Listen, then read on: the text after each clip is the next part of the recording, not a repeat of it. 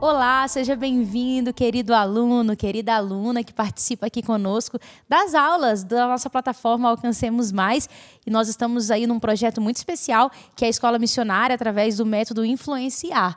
Hoje nós vamos conversar sobre um assunto muito importante, continuando em uma sequência de aulas com o nosso convidado especial, pastor Marcos Santiago, que é o nosso líder de Ministério Pessoal e Escola Sabatina da União Sudeste Brasileira.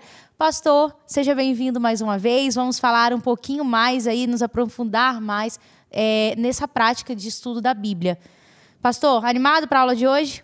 Muito animado, empolgado, tem sido muito bom. Eu tenho ido às associações, aos eventos, e estou percebendo, Ayane, que essas aulas já estão trazendo muitos resultados.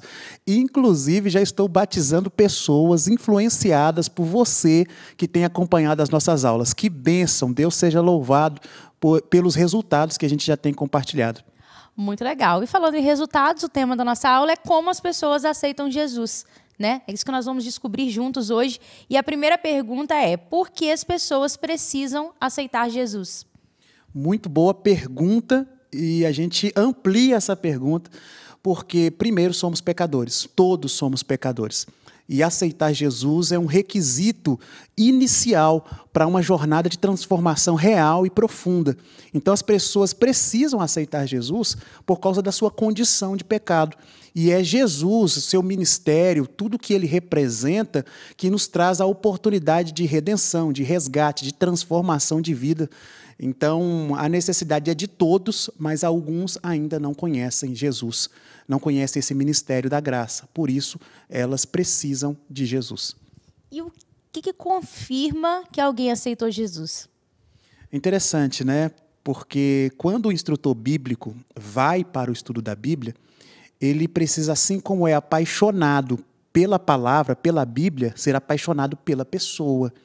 Então, a confirmação de que alguém aceitou Jesus, primeiro vem de um testemunho pessoal. A pessoa declarar publicamente a aceitação de Jesus Cristo como seu Senhor e como seu Salvador. Depois dessa declaração, tem a experiência de vida dessa pessoa com Jesus, onde ela começa a inserir Jesus na sua agenda, no seu cotidiano. E depois que ela insere Jesus na sua agenda, no seu cotidiano, ela passa a aceitar ser inserida na agenda de Jesus. E aí o querer e o realizar dela deixam de ser dela e passam a ser o de Cristo. Então agora é Cristo quem começa a fazer a agenda dessa pessoa. Aí ela vai aos lugares que Cristo envia. Isso é ser um discípulo. Então eu quero que você vá ao trabalho. Então você vai ao trabalho não para ganhar o pão de cada dia. Você vai ao trabalho para defender a causa cristã, para ensinar Jesus, para falar de Jesus. E aí na outra etapa, quando ela já faz parte da agenda de Cristo Jesus, ela começa a frutificar.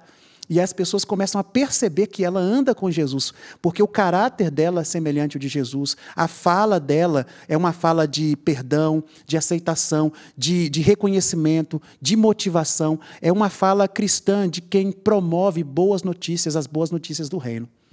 E, pastor, agora vou te fazer aqui uma pergunta bem interessante com alguns pontos. Quero convidar você a prestar bastante atenção nessa pergunta. Vou fazer ela bem devagar para a gente conseguir entender bem. As pessoas precisam de algumas etapas para a aceitação de Jesus, né? Do ponto de vista da informação, como isso funciona, e da convicção, e do desejo, e quanto à ação. Então, vamos começar por partes. Do ponto de vista da informação, como isso funciona, essas etapas de aceitação? Primeiro é que nós precisamos conhecer a informação. Quem é Jesus? Qual é a revelação que a Bíblia nos traz sobre ele? De onde ele veio? O que ele fez? Por quanto tempo ele faz? Quais são as fases do seu ministério? Estas informações que nós poderíamos dizer, chamá-las de doutrinas, são as informações que a Bíblia traz, que nos trazem assim, uma noção maior de quem ele é. Porque a pessoa não pode ser obrigada a aceitar Jesus. Ela primeiro precisa ter uma compreensão sobre quem ele é de fato, para depois ela... não, eu desejo, eu quero, é para a minha vida, serve para mim. Da convicção. Aí nós chegamos nesse nível, né, de apaixonamento, onde a pessoa, ao conhecer, passa a confiar. Ao conhecer, ela começa a desejar. E à medida que ela deseja, conhece, ela começa até a compartilhar a sua vida com Jesus. Porque aí ela extrapola ao nível das informações, que é o que está na Bíblia, e ela passa para um nível de relacionamento, que é o que está na oração. Ela começa a orar, essa pessoa começa a falar com Jesus como falando a um amigo. E aí, nesse nível, essa pessoa começa a aprender coisas com Jesus, como Jesus tratava as pessoas, como Jesus ele se relacionava com as leis da sua época. E aí, à medida que ela começa a aprender com Jesus, para ser como ele, ela chega no nível de convicção, ela é convencida. Próximo nível. E do desejo? E aí ela deseja, puxa vida, está sendo tão bom. Né? O desejo, ele tem uma questão emocional. Então, puxa, está me fazendo tão bem, está tão legal. E ele tem uma questão fisiológica ou física também. Puxa vida, no meu corpo mudou. Olha como está o meu olhar, como está o meu paladar, a minha audição, tudo isso mudou. Então, no nível do desejo, a pessoa passa a ter uma experiência real, profunda, na sua vida pessoal, física, mental, emocional, por estar andando com Jesus. E aí chegamos à ação. Exatamente.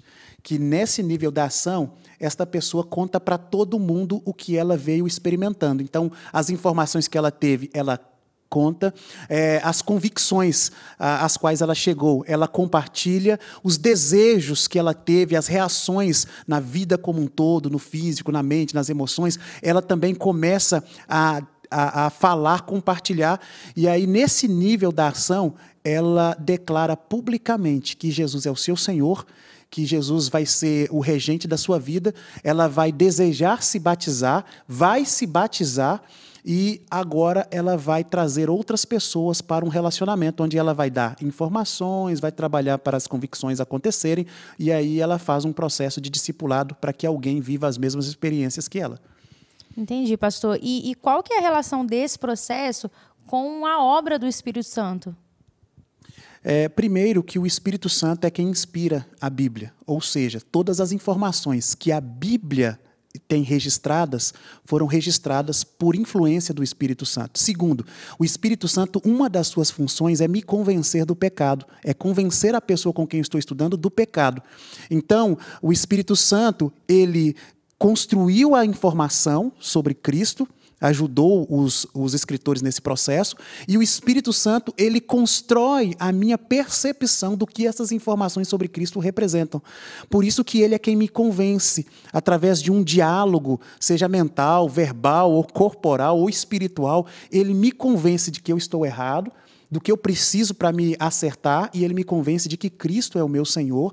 E dentro desse processo, o Espírito Santo me pega e fala assim, Marcos, nossa, você vai conseguir.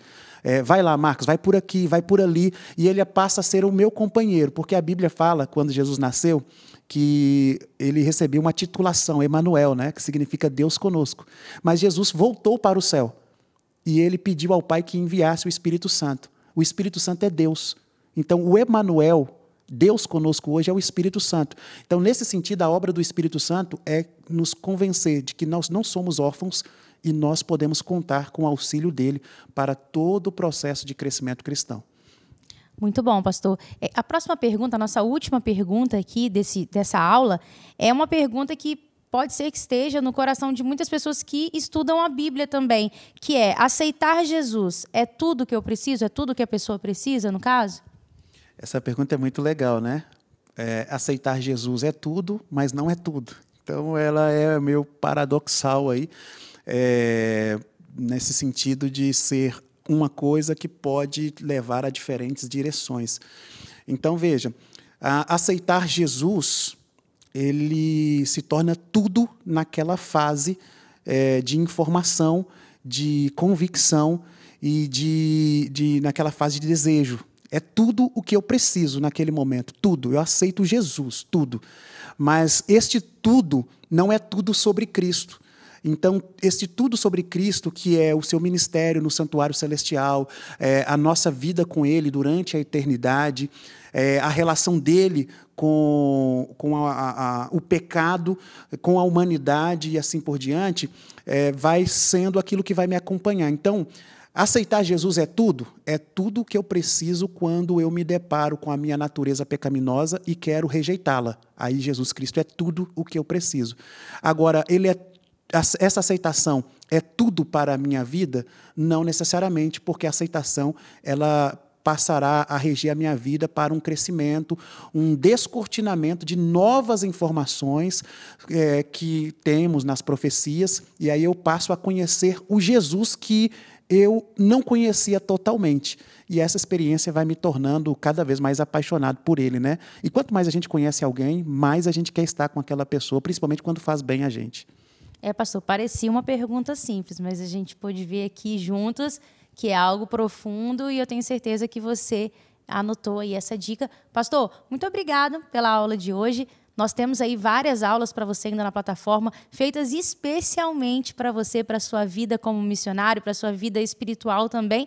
E queremos contar com a sua participação, a sua audiência nas próximas aulas. Até lá!